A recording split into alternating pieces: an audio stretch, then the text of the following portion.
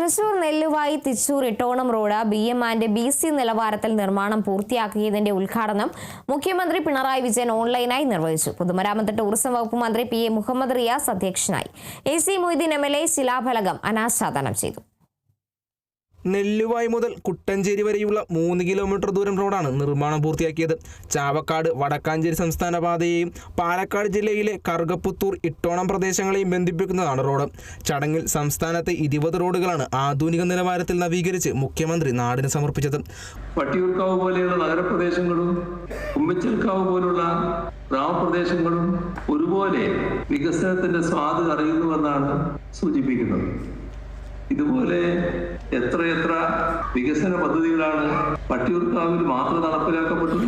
ജനലാശുപത്രിയുടെ വികസനത്തിനായി 137 കോടി രൂപയുടെ വികസന പദ്ധതികളാണ് അനുവദിച്ചത്. കുന്നംകുളം നിയോജക മണ്ഡലത്തിൽ നിരവധി വികസന പ്രവർത്തനങ്ങളാണ് നടന്നുവരുന്നതെന്നും താലൂക്ക് കെട്ടിടം ഉൾപ്പെടെയുള്ള നിർമ്മാണ പ്രവർത്തികൾ അതിവേഗം പൂർത്തീകരിച്ച് ജനങ്ങൾക്ക് തുറന്നു നൽകുമെന്നും AC മൊയ്തീൻ MLA പറഞ്ഞു.